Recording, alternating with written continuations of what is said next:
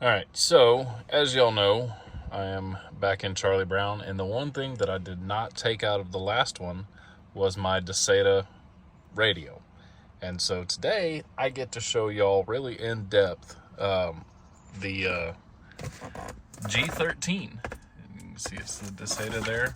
When you open the box, it comes with all of your cables. We got 2 bags of cables. The other one's down there. It brings you installation instructions, which for the Tundra is really easy. I'll show you all that. And it also got your user manual there. So we'll dig down in here and you can see we've got another bag of cables there. Trim removal tools, which come in clutch. Luckily with Toyotas, a lot of this stuff is all just kind of snapped in place. The head unit itself is going to have some 10mm bolts in it. But you're going to start by taking off this panel down here, which you just kind of grab a hold and pull out and down. It'll clip out. You'll have some plugs on the back that you got to take off. I'll show you that when we get to that step. Next, your AC panel is going to pull out. Again, you'll have some plugs on the back of that. And then we will work with the radio. So I'm going to get us to the next step here, which is we're going to start removing some panels here, and I'll show you what we're working with. So when removing this panel down here, I've always found it's easy to open your 2 little ports here, and then you can kind of stick your finger in there and pull out. And again, it'll pull out, it'll pull down, and you'll see you've got some plugs that you're going to have to disconnect. So you'll disconnect all 4 of these, and then grab under here and pull, and your AC controls will come down. We've got 1 plug there that we will take out. And then you can take your AC control panel, just kind of set it up here out of the way. But as you can see, really, you don't have to unplug these. I mean, you can just kind of leave it set down there. And then we're going to come down here, and you will see our 10 mils that we got to take out. There should be 4 of them. You got those 2 on that side, those 2 on that side, and then our radio is going to pull out just like those 2 did. So once I get to that point, I'll show you. So I'm doing this install at home, not at my shop, so I don't really have all of my tools, but as you can see, you can get something as simple as this. You're going to get down in there, put it on the head of the bolt, and run it out. Don't lose these 4 bolts, because we're going to transfer some stuff off of this factory radio onto the new unit, so that way you can bolt it back into place. Now when you're taking these 2 on the outside, getting back into that deep pocket, if you don't have a magnetized socket, don't worry, this is not open to the back of the dash, so the bolt, if it slides out, don't freak out. It's not going to fall down in anywhere. It'll slide down here and stop, and you can grab it and set it off to the side. But as you can see, we got all 4 of those out, so then we will just kind of grab the back of the unit here and slowly start pulling it out until it comes out. Now as you can see,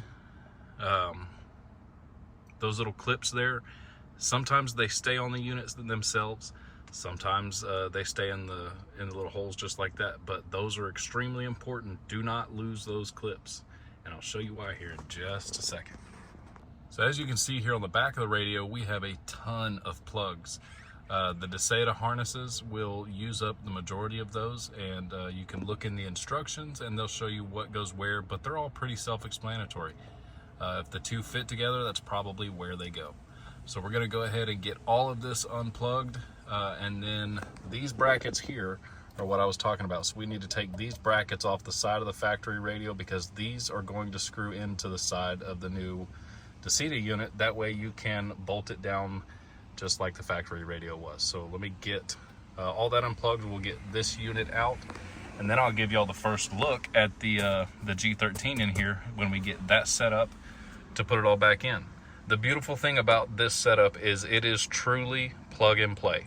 The last unit I had in Charlie Brown, man, took me probably 15-20 minutes. I would probably already be done with this install if I was not videoing everything, but it truly is a plug and play. It retains all of your factory options, your steering wheel controls, your backup camera, and it's when they say it's plug and play, It legit is. It's a great unit. I loved it in Charlie Brown. This one is a newer unit. The last one I had was the Vivid 11.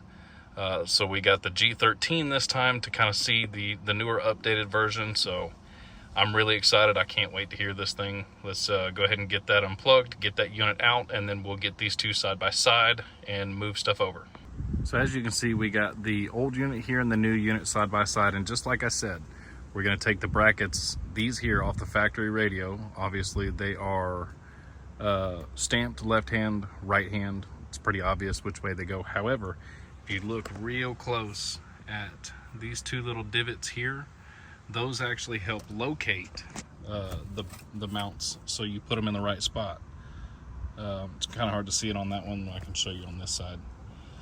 Here, you can see you've got your holes here and here. That's where those little nubs will fit in, and that helps you locate so you have the right angle and all that for this unit to go back in and bolt right in like factory. Obviously, you can see we have a ton of different inputs and stuff that we've got to wire in. On the back of the factory radio, you can see that those are where all the factory plugs came out. You don't unplug everything, so those harnesses there connect this bottom piece here into the factory unit. And so that's kind of like the biggest size here. Size difference is we've got this extra little thing down here that we're not going to need. But I'm going to get that bracket right there moved over to this side, and then we're going to open up our harness packs and get them all connected in here, so that way we can get all this plugged in and fired up for the first time and check it out, see how it looks. Also, remember those little pieces that I told you that were left up here, how important they are. They are going to clip in here and here onto your new unit, and that's what's going to help locate it and kind of lock it into place. Sorry, it'll focus right up here. This is what I'm talking about, so you can see how you've got your two little pins there and the holes there. You'll just slide this on to where it locates those holes, and then you can take two of the 5 8mm bolts that you took out of the factory unit, and that's what you put in here to attach this bracket to the new unit. So the other thing you have to remember to run is your microphone. So I like to run the wire down the A-pillar. You can pull this, your door seal off, and run it under here, and then pull this panel off and go around it and come out the bottom of the dash here.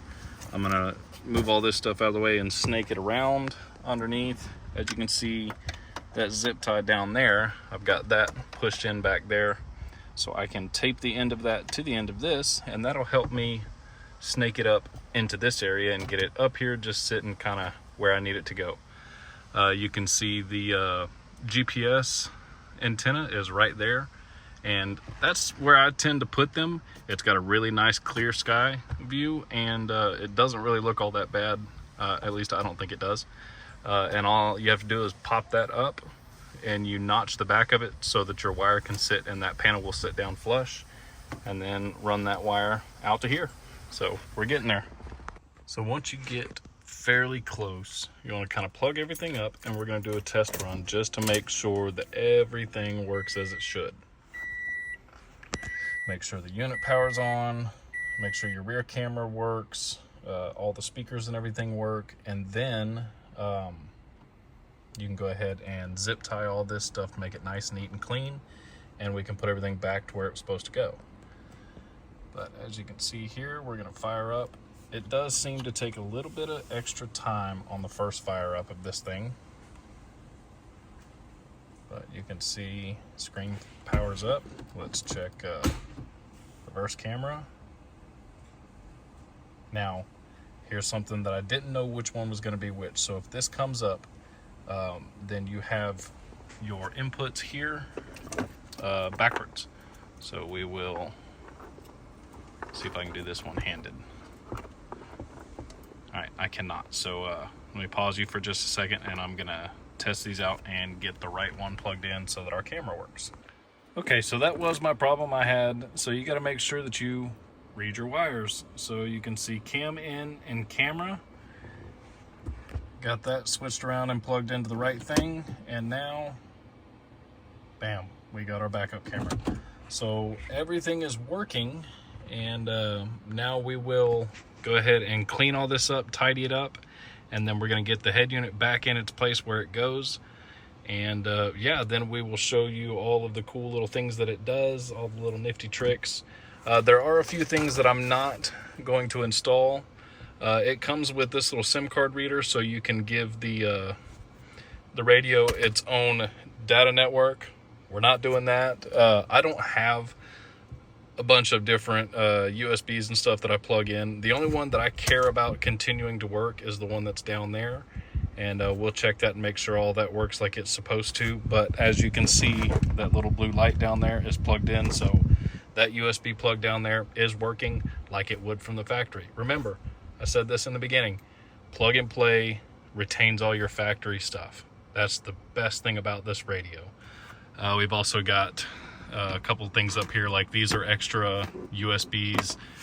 This thing comes with so many adapters to run multiple different USB ports.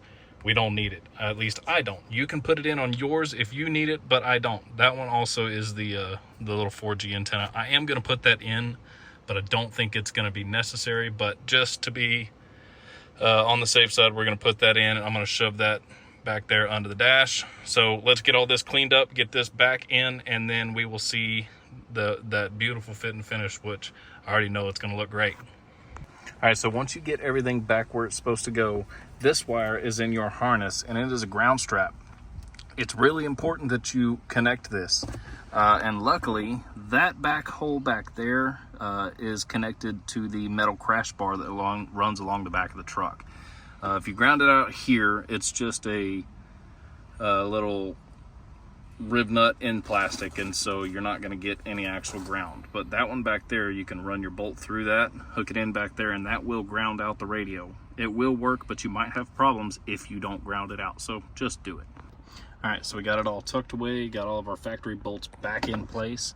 You can look down there and see that ground wire is attached, and so we should get a nice good ground from that without having to hunt down there and try to find anything. So you now are just basically reversing the order which you took it out. You put your radio back in, so next is going to be our AC controls. We'll plug this back in, and it clips in here and then pivots down and locks down into the those little plastic cutouts there in your dash, and then push that down into place and you are back together with your new radio. All right, so we've got our plug in there, so we're going to go ahead and line this up in the right spot, and then you're going to put your bottom clips in, and then that snaps in to the bottom of the new head unit, just like factory. Then we're going to take this, get it back into its spot, clip it in, close your ports there, and you are done. So once you get it all back together, you're basically driving around now with an Android tablet that's in your vehicle, but you also have the wireless CarPlay, which you never had before. You can use, let's see if I can find the adapter like I was talking about, this SIM card adapter, and you can get a carrier of your choice, put the SIM card in here, and this can have its own mobile network. I'm not going to do that right now. I've looked into it, and then there's a couple other things that kind of have a benefit to having that. So if that's the case, I'll go find one of those little cheap pay-as-you-go SIM cards, put it in there. But for now, this thing does everything that I needed it to do. I wanted CarPlay in a vehicle that didn't come with it from the factory. Also something that retained all of your factory stuff, retained your factory camera, and there's no extra stuff. All right, so just kind of the normal things that are on these radios. So you've got your CarPlay, you got your Android Auto. For you off-road guys, it's got a gyro there to show all of your angles and stuff. Hit your home button here, and you can go into your amplifier if you want to set a custom equalizer. It also here has all the presets that you can go through. You can change, I mean, all kinds of stuff. If you don't like the position of where you're listening to, you can obviously change all that there. We're not going to mess with any of that. Then you can go in here, you have all your different apps. You can download more apps on this because, again, this is an Android tablet. So if you give this thing internet, you can download other apps. You can watch Hulu, Netflix, all that cool stuff. A lot of stuff that I'm not really going to need. You can go in and custom program your steering wheel buttons here. You don't have to. They work as soon as you plug it in. It works just like factory. It's also got some vehicle information and stuff here that you can go through, all of your mileage and all that. So this thing is just packed full with all kinds of cool different things and settings and stuff that you can play with. And you can really sit out here for hours and mess with it and just customize it to exactly how you like. I'm not really big on that. This is what I wanted. This is my main thing that I was looking to have to this truck. Plus, this truck is a factory JBL equipped truck, and the factory unit leaves some stuff to be desired with these factory speakers. This radio, I can tell you from just my experience with the last one, really bumps up the sound quality for these factory speakers without having to go in and spend an arm and leg replacing, because I mean, this truck's got speakers all over the place, and it works with your factory amp that's installed. So it's really just a overall great quality unit. I loved my last one. Again, I'm gonna love this one. I know it. So yeah, check them out. If they've got something for you, I highly recommend them. Big shout out to Dasaita for working with me and getting me this radio so we can put it in the truck. Really, guys, this thing is a really simple installation. Toyota always makes it really easy to do stuff with their vehicles. A lot of these little snap clips, and it's really 4 bolts. You need 2 tools. You need a 10mm and you need an 8mm. That's it. Everything else is clips and plugs. That's it. It's really simple. I'm really excited to see this new unit. I loved my old one, so I'm sure this one will be just as great. If y'all have any questions or anything, put it down in the comments and I'll reach out to you. Thanks again.